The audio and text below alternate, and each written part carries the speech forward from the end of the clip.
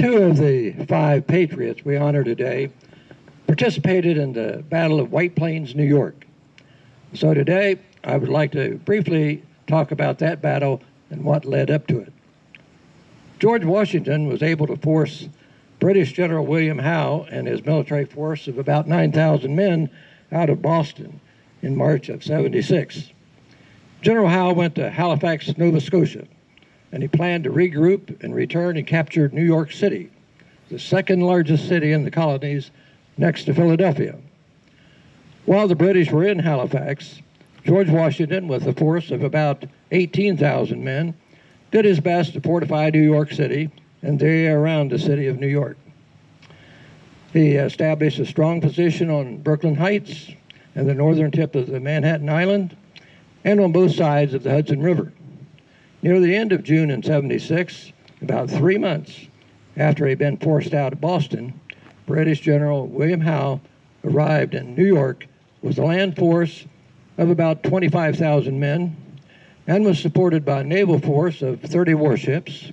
And on the way from Charleston, South Carolina, to assist the general was thousands of Hessian soldiers.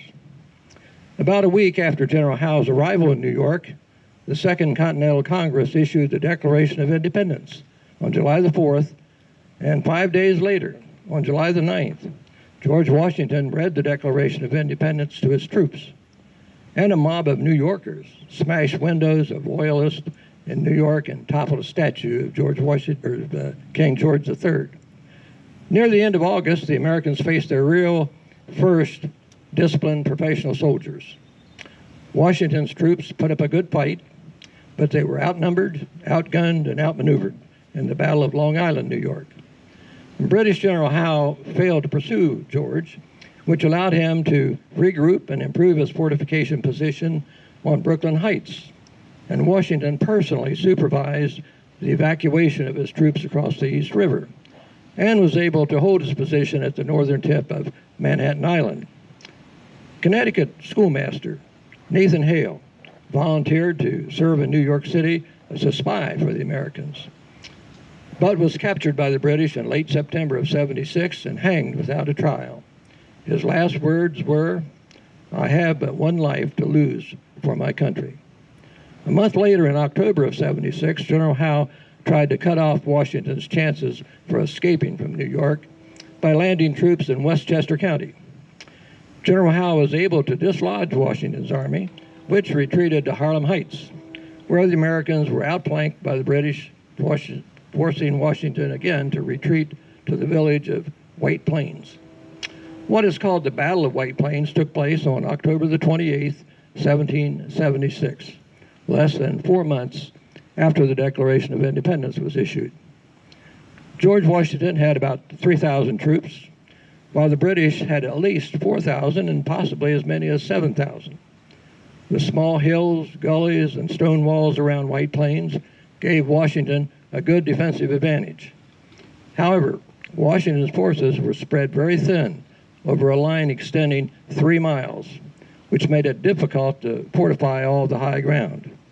One of Washington's militia units on Chatterton Hill held off a British assault and held its position until the Hessians opened up with an artillery fire on the hilltop position.